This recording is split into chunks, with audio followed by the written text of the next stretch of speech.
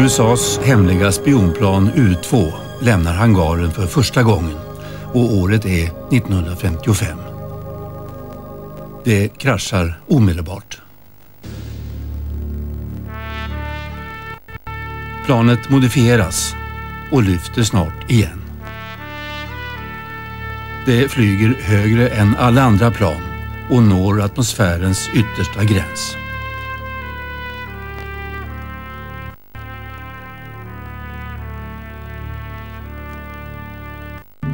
...20 000 meter ovanför ärkefienden Sovjet rullar spionkameran igång.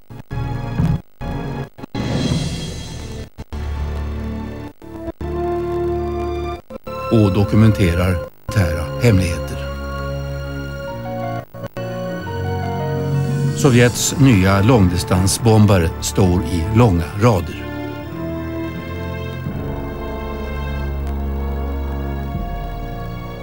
Men Sovjet går tillbaka. Ett av spionplanen skjuts ner. Den politiska krisen är ett faktum.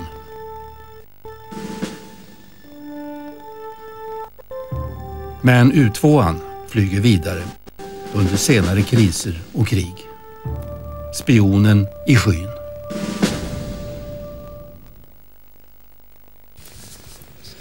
Ja, det var alltså en helt ny typ av flygplan som gjorde de här spionflygningarna möjliga. Och konstruktionen togs fram i expressfart och i största hemlighet av spionorganet CIA.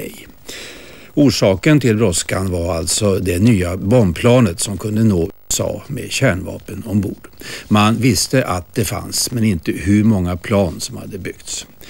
Det amerikanska flygvapnet talade om en hel flotta, men det kunde ju vara generalernas vanliga trick för att få större anslag. Och alltså så måste man ta reda på hur stort hotet var i verkligheten. Det här nya spionplanet det byggdes på 8 månader ut i Nevadaöknen och det blev av ett tidigare aldrig skådat slag. 24 meter mellan vingspetsarna och 15 meter långt. Och ombord fanns en av dåtidens verkliga superkameror matad med 1500 meter film. Kameran kunde avbilda 80 centimeter stora föremål från närmare 20 000 meters höjd. En sensation då, men kanske inte idag. Det dröjde 4 år innan ärkefienden Sovjet kunde skjuta ner ett av de här planen. Men då, det kalla kriget, kallade än någonsin. Så historien om spionen i skyn och kvällens dokumentär kommer från USA.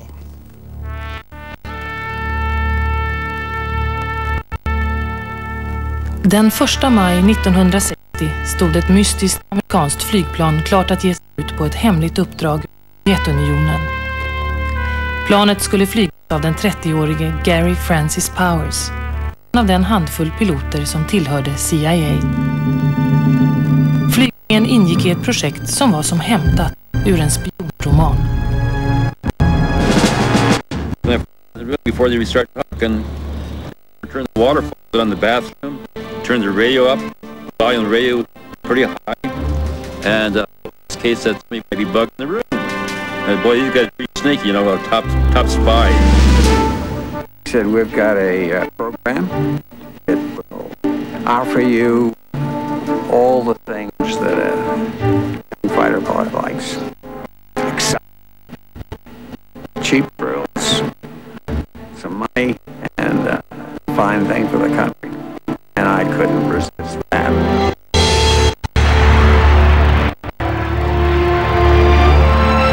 Det var U-2, ett spaningsplan som flög på mycket höga höjder. Verksamheten hade redan pågått i 4 år när Gary Powers gav sig iväg på den längsta och djärvaste flygningen. Men som hela världen snart fick veta nådde planet inte sin destination den gången. It appears that endeavoring to obtain information concealed behind the Iron Curtain, a flight over Soviet territory, probably undertaken by an unarmed civilian U-2 plane. Vi ska titta på förhistorien till den ödesdigra flygningen under några av det kalla krigets farligaste dagar.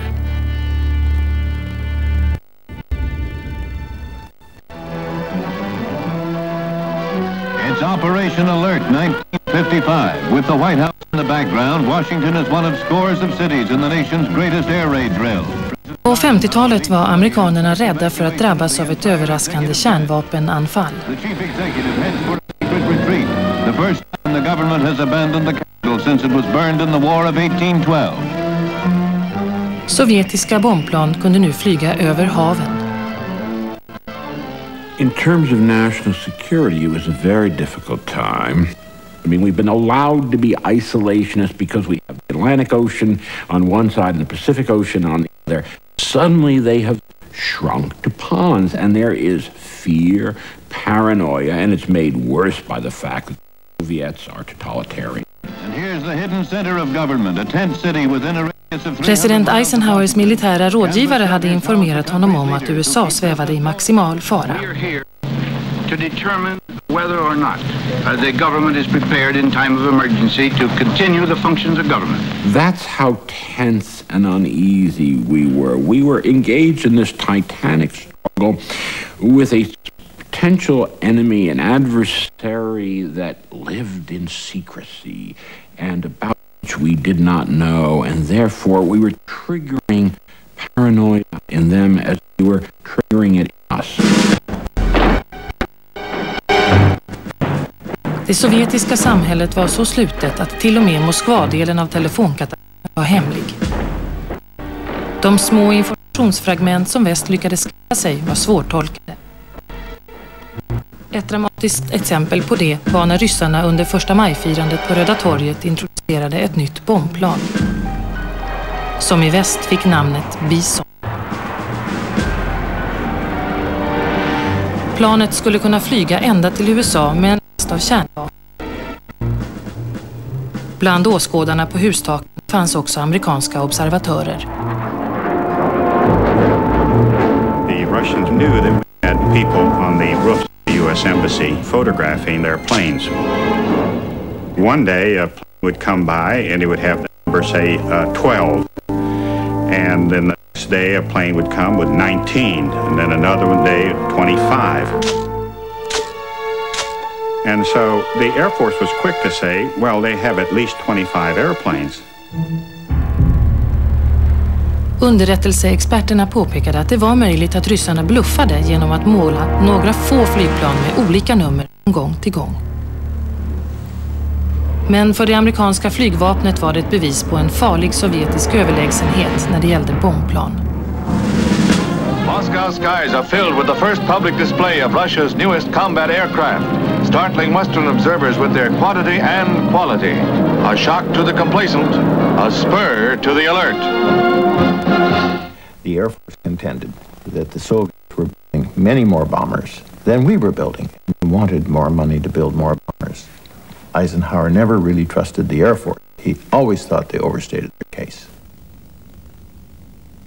Eisenhower ansåg att rapporterna om Sovjetunionens styrka var fulla av spekulationer och rykten. Han ansåg också att en massiv amerikansk upprustning bara skulle förvärra situationen. At a certain point, more weapons don't make you secure. They make you less secure because they trigger a response upon your adversary, and so you get this thing of, and you're becoming less secure all the time. And he knew that. Ike Eisenhower, den segerrike generalen från andra världskriget, ansåg att det bara fanns ett sätt att minska det kalla krigets spänningar, nämligen att skilja ut det som bara var bluff från de verkliga hoten. Han ville veta exakt vilka kort fienden hade på hand.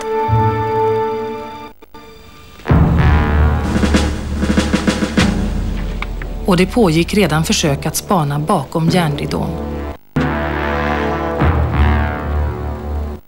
Amerikanska bombplan försedda med kameror fotograferade militära anläggningar. Många av planen var obeväpnade. Now, the Soviets, when they looked at this, they saw a silhouette of a bomber. They didn't know that it just had a camera in it. It looked like a threat.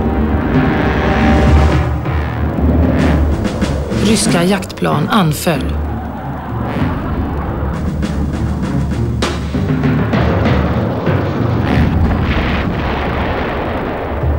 I det här hemliga luftkriget försvann nära 100 amerikaner. These overflights threatened to start a war, and that's exactly what Eisenhower did not want to do. So we needed a new strategy for collecting intelligence. Det amerikanska flygvapnet behövde ett nytt spionplan. Ett flygplan som kunde flyga högre än något annat. Så högt att det inte skulle upptäckas. Den konstruktör som skulle klara den utmaningen höll till ute i öknen i Kalifornien. Han ledde arbetet med F-104 som snart skulle bli världens snabbaste flygplan. Han hette Clarence Kelly Johnson, en levande legend på Lockheed. Johnsons filosofi för flygplanskonstruktion var enkelhet.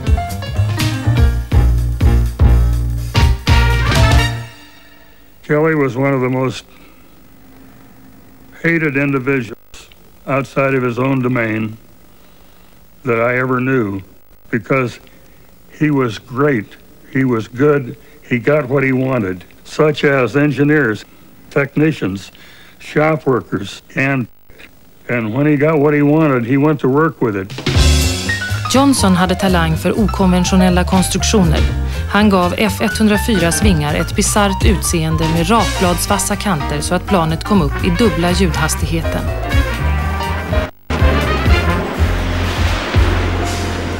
När Johnson hörde talas om planerna på ett nytt spionplan föreslog han en snabb lösning. Han ville modifiera F-104 och banta ner det till så låg vikt att det kunde flyga ovanför det sovjetiska luftförsvarets räckvidd.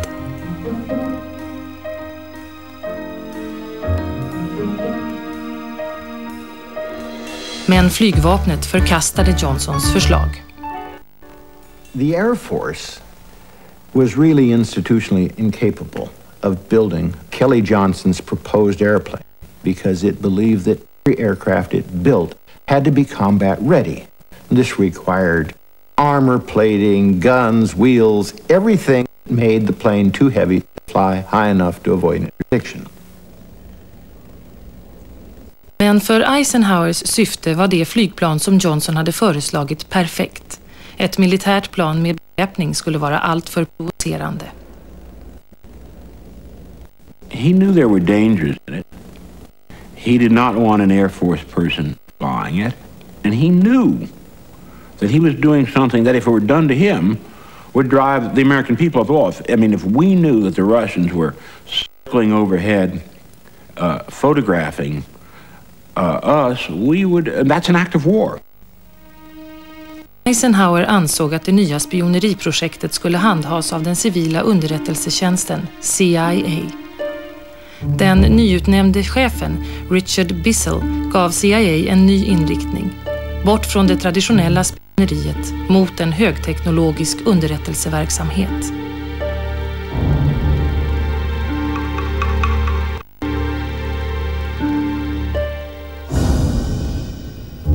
Och nu fick Kelly Johnson bygga sin långvingade skapelse. Flygvapnet skulle hjälpa till, men uppdraget kom från CIA.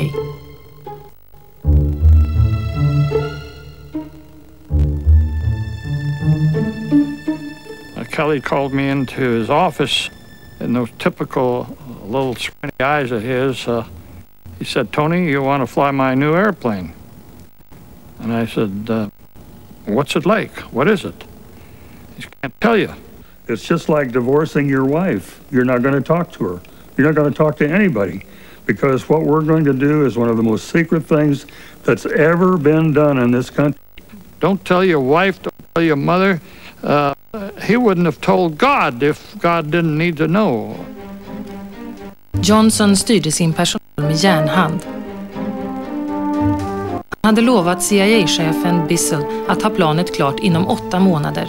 Och det skulle kunna flyga på minst 1000 meters höjd och ha en aktionsradie på minst 500 mil. Det kalla krigets klocka tickade.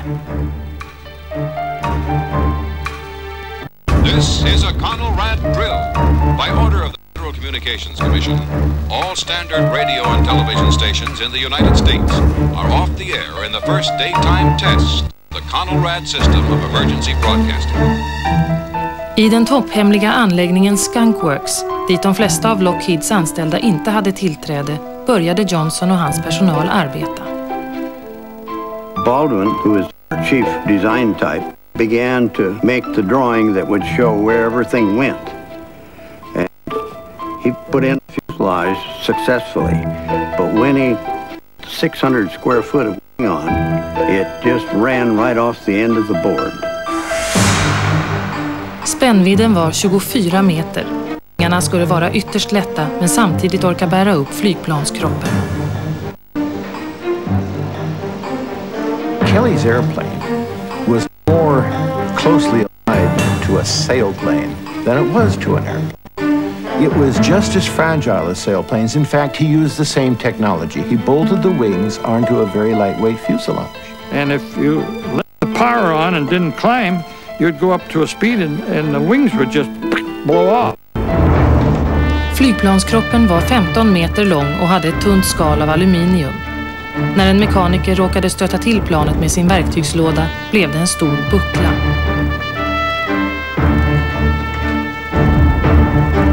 The common joke was it was made out of Reynolds wrap. You pick the wing up in its bend and holy smokes, you know, this thing's built out of toilet paper. Anybody can design an airplane strong enough, but it takes a real designer to design one that's just strong enough. Johnson informerade sin personal om att han var beredd att byta sin farmor mot ett lättare plan. För varje kilo som bantades bort kunde planet gå ännu en halv meter högre och längre bort från fienden. Remember to keep your battery radio and your standard radio in good condition so that in case of enemy attack you can get vital civil defense information and instructions. U2-planet började bli klart samtidigt som en amerikansk president skulle träffa de sovjetiska ledarna för första gången efter andra världskriget. När Eisenhower kom till Genève i juli 1955 hoppades han kunna minska spänningarna mellan Sovjetunionen och USA.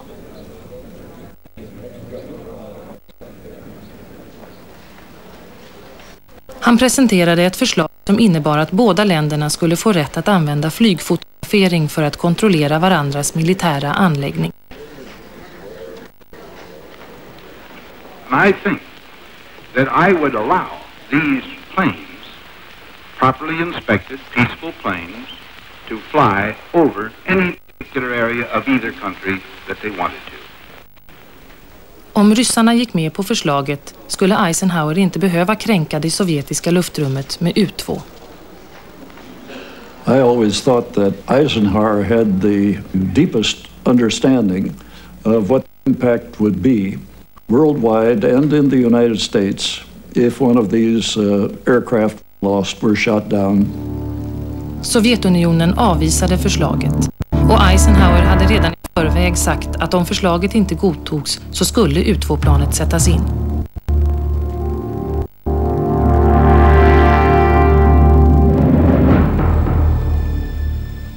U2 testades på en hemlig anläggning i Nevadaöknen.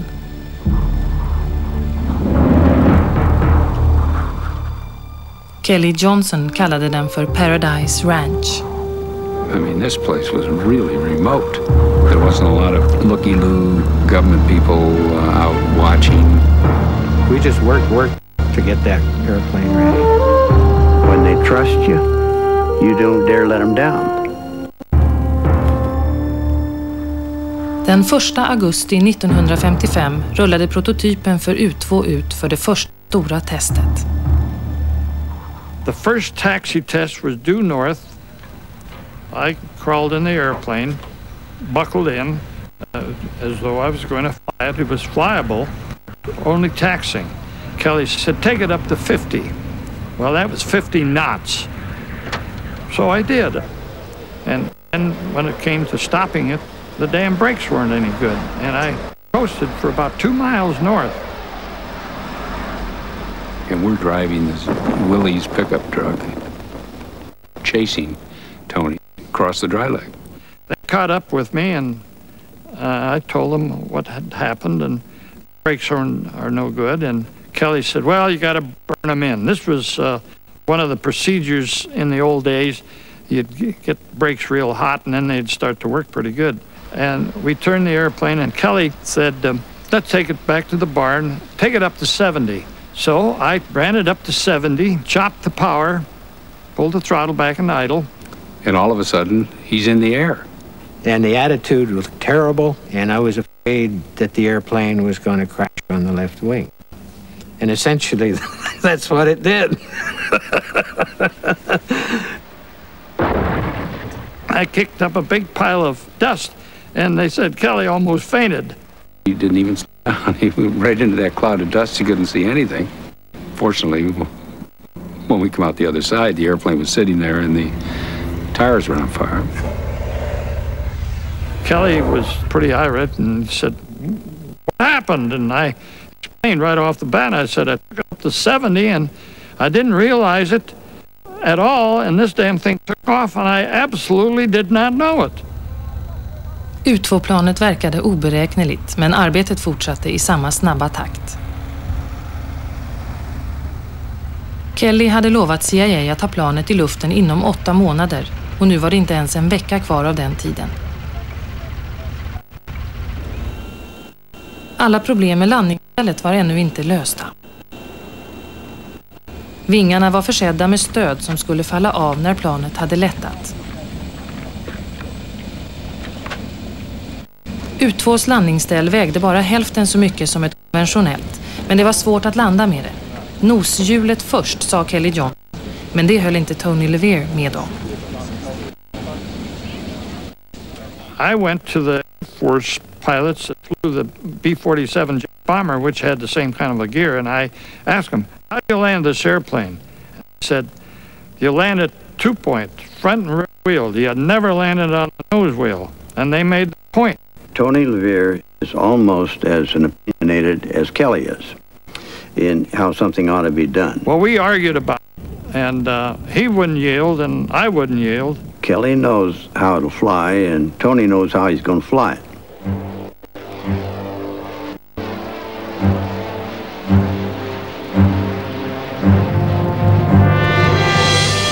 Planet lättade nästan på en gång och gjorde en brant stigning.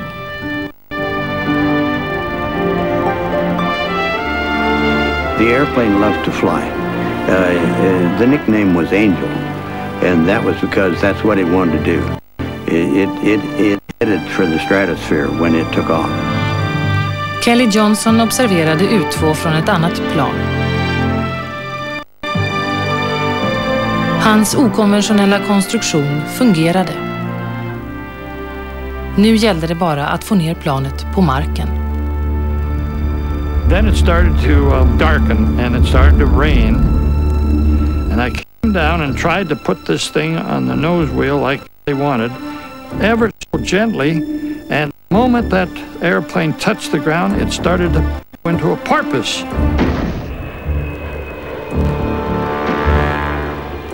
And this thing would go like this and then like that. Well, an airplane can bounce itself to pieces. I gunned it and straightened it out and went around and made another approach. And, of course, Kelly's on the horn and wondering, what's the matter? And I said, well, it started to porpoise on me. I'm putting it down just as gently as I dare. And I tried it a second time, and the damn thing did the same thing.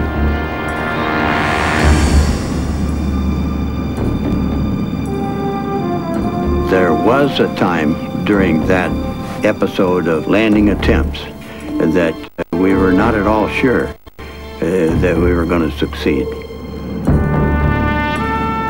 And now Kelly is getting a little bit jittery, and he said, put it down on the belly, put it down on the belly. And I said, I'll do it my way before I do that. And I went around and came down just like I wanted to. And it went on perfect. And I'm down and safe. But even then, it tended to bounce a little bit. Nu var det dags att bygga resten av planen och rekrytera de piloter som skulle göra spaningsflygningarna.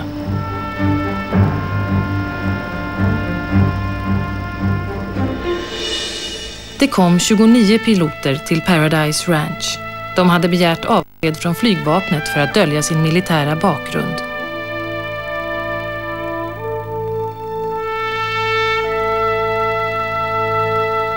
En av piloterna var Francis Gary Powers, en jaktflygare från Virginia. Den enda nackdel han såg med att flyga högre än någon annan människa hade gjort tidigare var att han inte kunde skryta om det.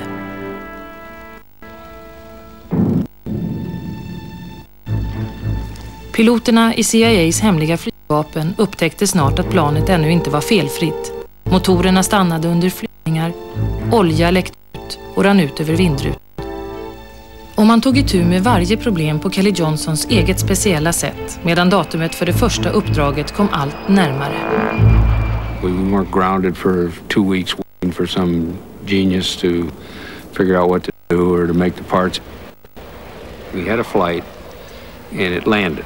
There were minor problems and it had to do with the airflow past the tailpipe, exhausting out around between the tailpipe and the fuselage.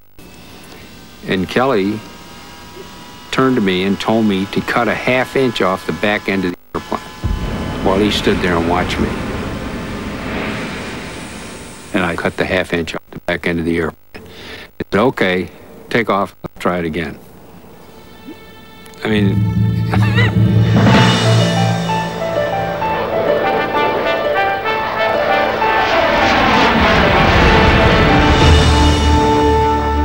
Inför flygningarna över Sovjetunionen fick piloterna ge sig ut på övningsuppdrag.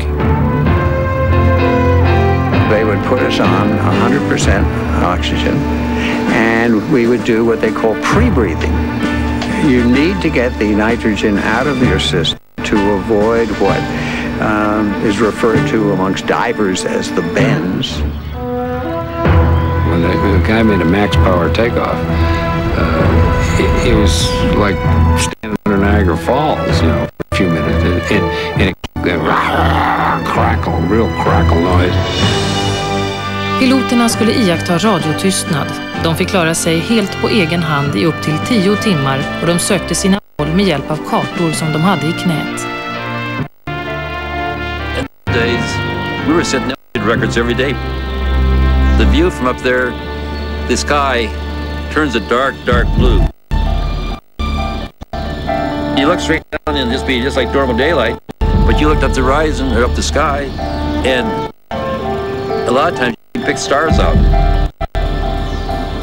And you look straight ahead, you can see the curvature of the earth.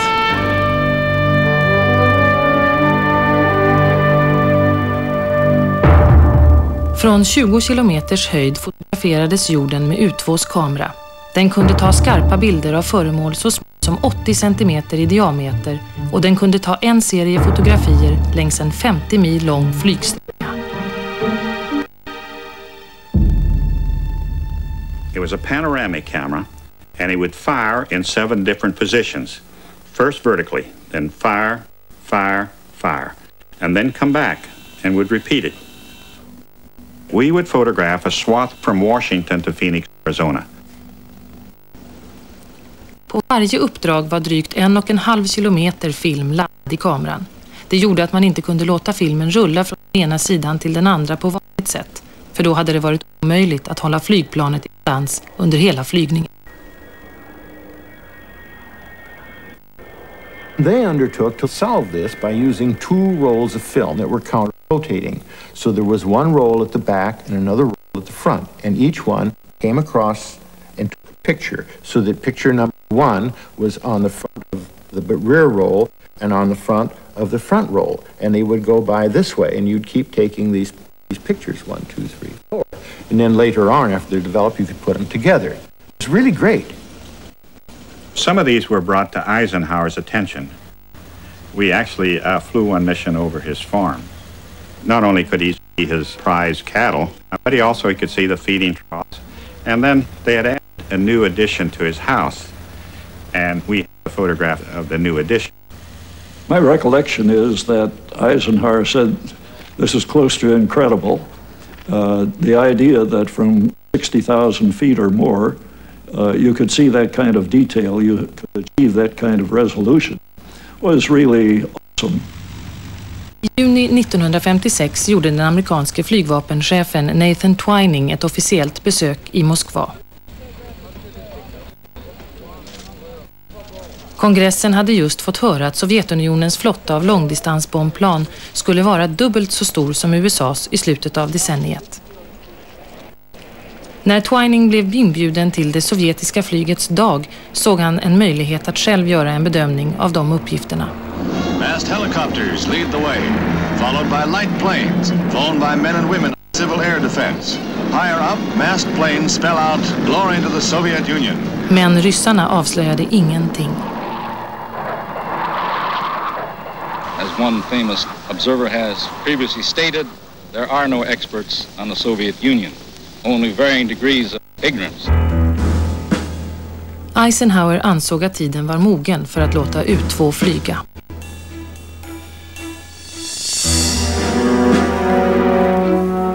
CIA startade den första flygningen över Sovjetunionen från en flygbas i Wiesbaden i Tyskland. Få vid basen hade en aning om att spionplanet fanns där.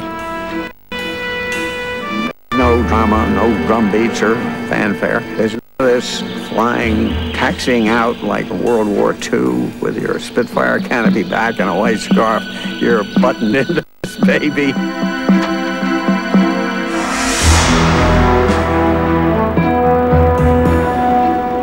Den 4 juli 1956 flög U-2 in över fientligt territorium för första gången. I knew what I was there for. I knew we had good reason to be there. But there's enough Christian spirit in me that I'd be a liar if I didn't say that I did feel just for a moment there, you know, this is another guy's there. Över Minsk svängde Stockman norrut mot Leningrad.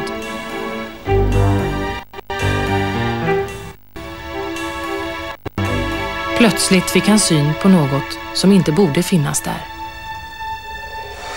Sovjetiskt jaktflyg hade skickats ut mot honom. Han hade alltså fångats in av deras radar. You know, they're small on that viewer. And what am I seeing there? And sure enough, they were MiGs. They were trying to snap up and tap me.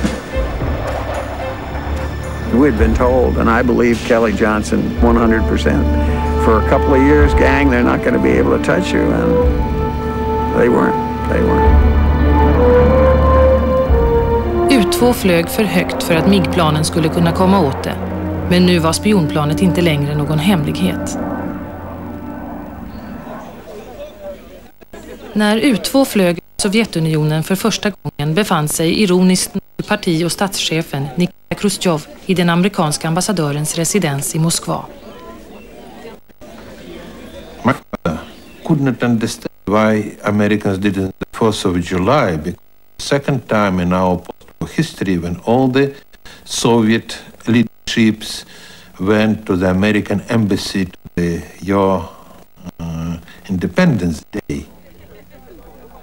The Soviets sent a protest note to the U.S. government, and they protested an overflight of Soviet territory by a twin-engine U.S. bomber. Well, we responded to that note, and we denied that a twin-engine U.S. bomber had overflown the Soviet Union. We said nothing about the fact that a single-engine plane had overflown them. What will be the American feeling of your president, ordinary people, if Soviet plane will fly over your territory and then we told that it is nothing? Then he told, I am imagining how they're laughing at the State Department and White House. No shooting, only showing them that we could do nothing. We have sit silent and wait until we really can do it. På Skunkworks kunde Kelly Johnson tala om för personalen att Eisenhower hade fått sitt första vykort från Sovjetunionen. Men den ryska radarn hade upptäckt U-2 redan under första uppdraget.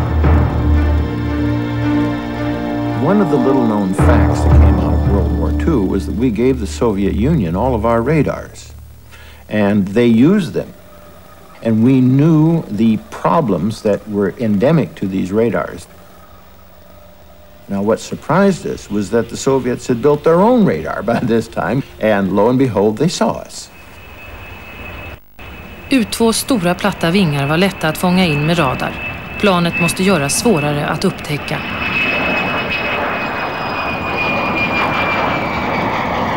Undersidan täcktes med ett metallnät och målades med en specialfärg som skulle absorbera radarvågorna. That did attenuate signals, but it also caused the engine to heat up. And as the engine heated up, it caused the hydraulic pumps to fail. En dag i april 1957 tog testpiloten Bob Seeger upp ett av de modifierade planen till 21 500 meters höjd. Han rapporterade att motorn snabbt blev överhettad. Plötsligt slutade den fungera.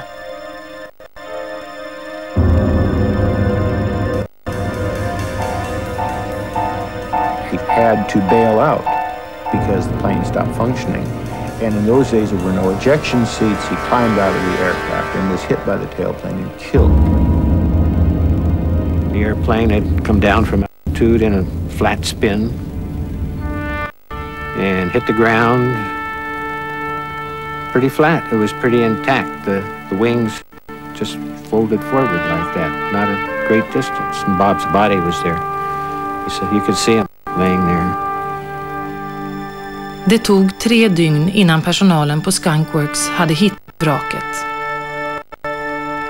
Det hände ytterligare 9 dödsolyckor under test- och övningsflygningar innan amerikanska folket ens visste att UFO överhuvudtaget hade flugit.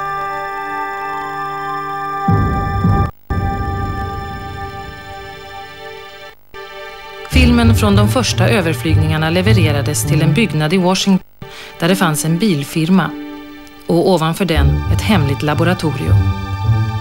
Där inne gick CIAs bildtolkningsexperter igenom kilometervis med film. Under första året flögs ett halvt dussin uppdrag och de blev framgångsrika. Sovjetiska militära hemligheter avslöjades. We thought we were going to see camouflaging, concealment, and deception activity. Much to our surprise, it was wide open. Den största överraskningen var att Sovjetunionen bara hade byggt en bråkdel av det antal bombflygplan som hade förutspåtts. Within several months, we could positively produce facts that the bomber gap didn't exist. And so here was an organization in a ramshackle building, only about 100 of us, and we solved the main problem facing President Eisenhower. And we could go to the president and say, Mr. President, the bomber gap doesn't exist. Redan som nybliven president hade Eisenhower sagt att kostnaden för ett modernt bombplan var lika hög som för över 30 skolbyggnader. Och nu hade han den information han behövde för att bekämpa en dyrbar och farlig kapprustning.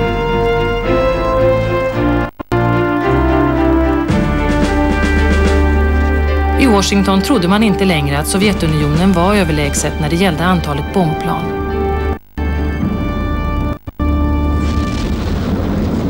Men det blev en kortvarig sinnesro.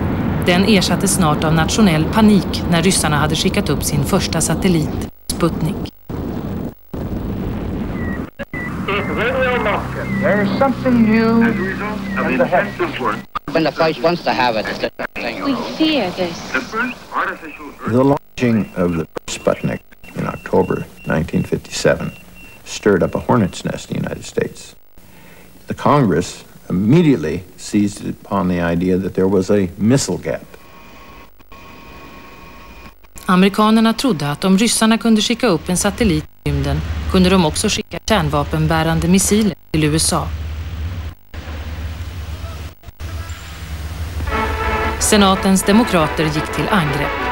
In Washington's historic Senate caucus room, a sweeping probe of the U.S. missiles program. Senator Lyndon B. Johnson writes, There had been a lot of political attacks criticizing Eisenhower for not responding with crash programs to meet the buildup that was alleged to be occurring on the other side. Nu skulle UFO leta efter bevis på långdistansmissiler Men det var omöjligt att veta var de kunde finnas gömda i ett så stort land som Sovjetunionen.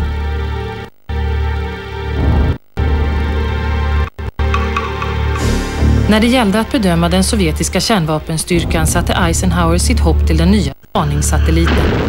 Den täckte ett större område än U2-planet och efter Sputnik kunde ingen protestera mot överflygningar uppe i rymden. Men satellitprogrammet gick olidligt långsamt i början.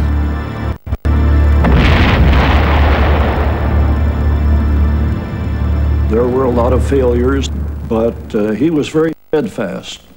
He said, we're going to stick with this. He was convinced it was going to be successful. And he saw it as necessary because he thought the time of the U-2 was bound to run out. På Skunkworks märkte Kelly Johnson att U2-piloterna också var oroliga. Enligt underrättelsetjänsten var det möjligt att ryska markbaserade missiler snart skulle kunna nå U2-planet. I thought, hey, they're going to push this right to the bitter end. They lose, and that will end the whole program. And that's the way I kind of accepted that. That's hopefully it will not be me. Eisenhower blev allt mer tveksam till att provocera ryssarna med U2-flygningar. Istället ville han göra förbindelserna bättre. Hösten 1959 fick han sin chans. Russia's first family, wife, 2 daughters and a son are in the party of Nikita S. Khrushchev, the 65-year-old Soviet premier who becomes the first head of a Kremlin government to visit the United States. Khrushchev hade kommit till Amerika. Hans besök markerade avspänningens början. Det fanns planer på ett toppmöte i Paris där ett avtal om förbud mot kärnvapenprov skulle diskuteras. Det talades till och med om att Eisenhower skulle besöka Moskva efteråt. Two of them do very well together. Eisenhower is invited by Khrushchev to come to the Soviet Union, bring his family. He says, we're going to bring more Eisenhowers than you've ever seen. I mean, this is a huge success. När de båda ledarna kom till presidentens landställe för privata överläggningar var U2 det enda ämne som inte hade avhandlats. Eisenhower figured that if Khrushchev was going to complain about the U-2, this was going to be the time. He didn't want to talk about the U-2. He told me at that time that it will show our weakness, how I can talk with American president about what. And he will answer me, it was not our plane. Did you saw there the American flag or something else? Khrushchev said not a word about the U-2. And from this, Eisenhower took away the thought that perhaps Khrushchev had come to the same point of view that we have, which is that the U-2 flights are really being sent out of peaceful intentions to try to keep the arms race, and Khrushchev, who has the same goal, is going to look the other way. Americans saw that it was accepted. And for Russians, they wait until they can shoot it. Eisenhower gav sitt tillstånd till en ny överflygning av U-2. CIA hade tryckt på om att få göra den eftersom man trodde att det fanns en robotbas med långdistansmissiler i norra Ryssland.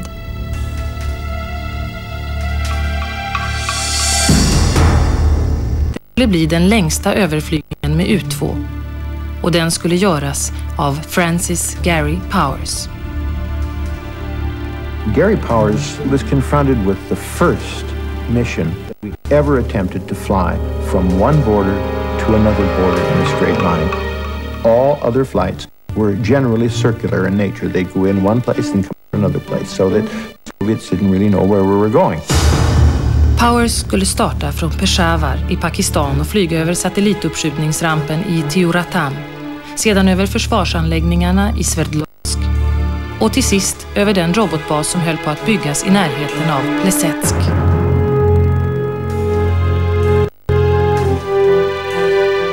The Air Force is saying that the Soviets had hundreds of these missiles, and yet we hadn't seen any up to this point. And so it was important to go and get a picture of that so we could see what it looked like. Because then, once we saw that, we could go and look at all the other photographs we had and decide whether or not there were others. Eisenhower godkänt företaget med villkoret att flygningen gjordes senast den 25 april 1960. Men U-2 kunde inte flyga på grund av dåligt väder. Eisenhower then said the flight could not be flown after the 1st of May because it was getting too close to the planned summit meeting. Den 28 april stod planet på rullbanan i Pakistan, men flygningen ställdes in. Samma sak hände den 29 april.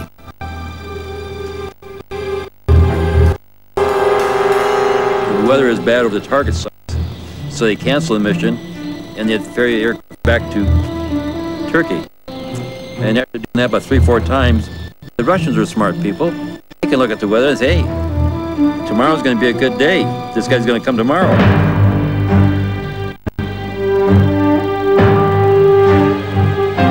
Första maj 1960 firades som vanligt i Sovjetunionen. Det var också den sista möjliga dagen för en U2-flygning före toppmötet mellan Eisenhower och Khrushchev. Vädret var vackert och man väntade på tillstånd att starta.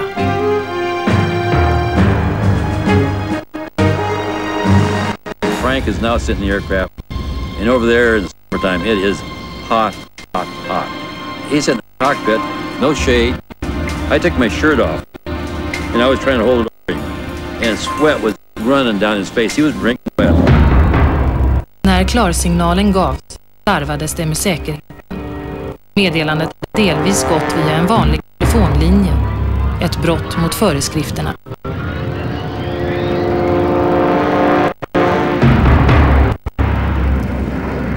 Gary Powers left Peshawar on a mission which 4 years before Eisenhower had predicted would fail. If you fly in a straight line long enough, they're going to get you. And on this day, this was to be the fate of Gary Powers.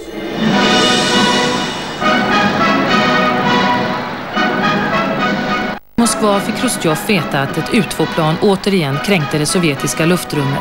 Han blev rasande över att planet hade skickats ut just den 1 maj. I asked him, will they shoot them at that time? He told, well, it is a stupid question. If they will can, they will do it.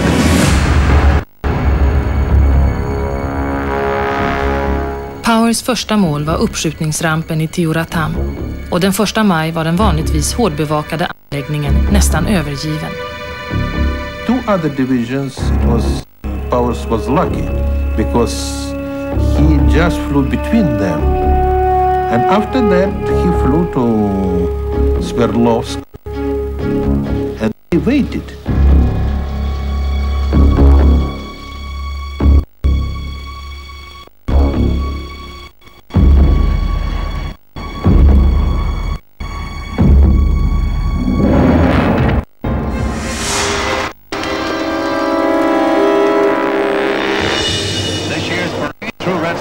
A 3.5-hour affair with emphasis on peaceful coexistence.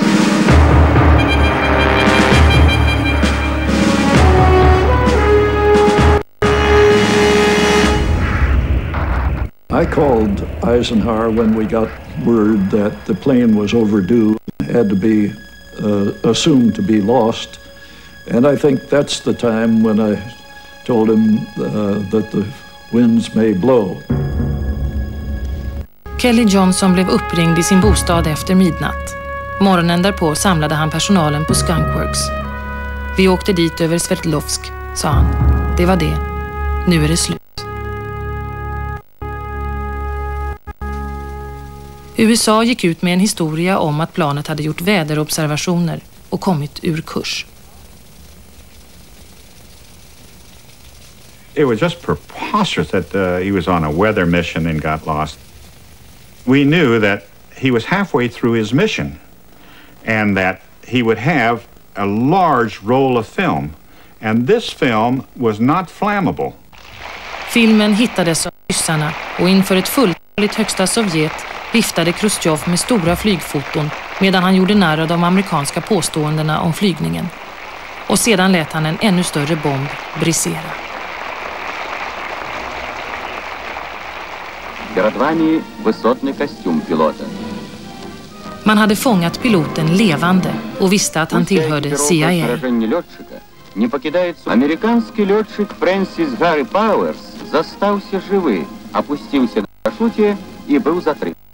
Amerikanerna hade tagits på bar gärning och nyheten väckte uppseende över hela världen.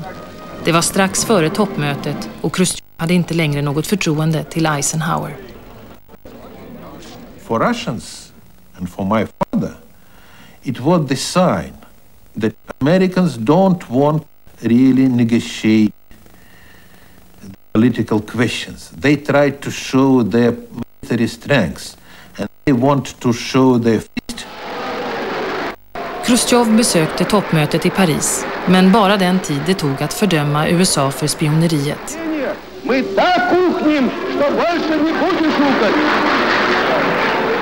Eisenhowers förhoppningar om ett provstoppsavtal och avspänning hade grusats. When it was over, they shot down not just Francis Powers, they shot down the Eisenhower trip to Moscow, all those Eisenhowers, more Eisenhowers than any Russian ever seen. They shot down what he hoped would be the beginning of a peace process, his legacy to his country. 3 månader senare ställde ryssarna Powers inför rätta för spioneri. Medan ryssarna diskuterade hans straff, diskuterade amerikanerna hans handlande. Många trodde att han hade haft order att hellre begå självmord än låta sig tas till fånga. Men någon sådan order hade han inte fått. I plead with the court to judge me not as an enemy but as a human being. Gary Powers dömdes till 10 års fängelse. Samma dag CIA film från den första serie effektiva spionsatelliter. En enda satellitöverflygning gav information om ett större sovjetiskt område än alla U2-flygningarna sammantagna. The upshot of this is that there really wasn't a missile gap. And it did put everyone's mind at ease that Gary Powers had to pay the price.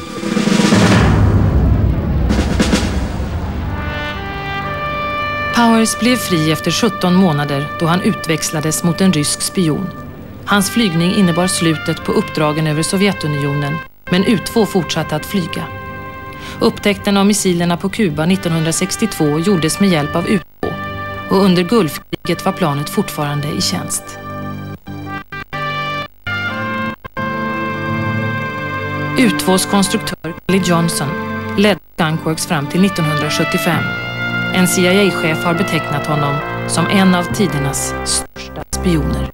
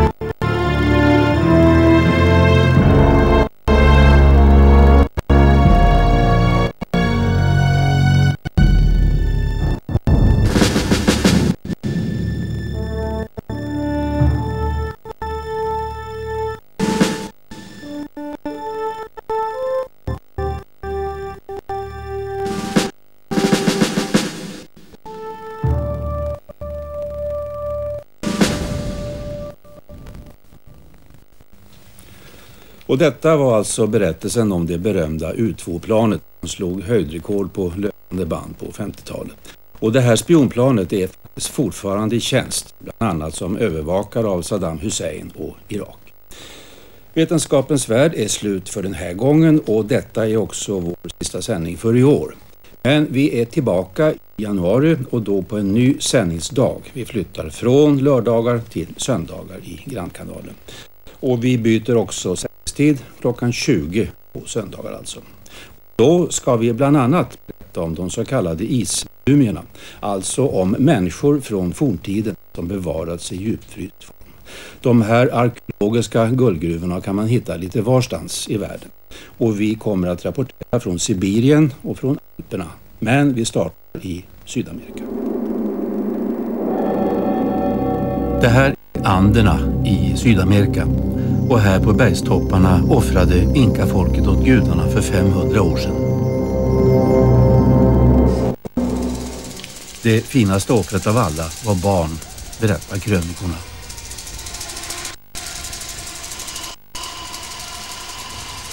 Kölden och isen bevarade de döda barnen som den här pojken. I dagar tvingades de vandra sin död till mötes på bergstoppen. Den här djupfrysta flickan hittades för några år sedan. Man undersökte hennes huvud och kropp. Hon hade klubbats ihjäl, avslöjade datorbild.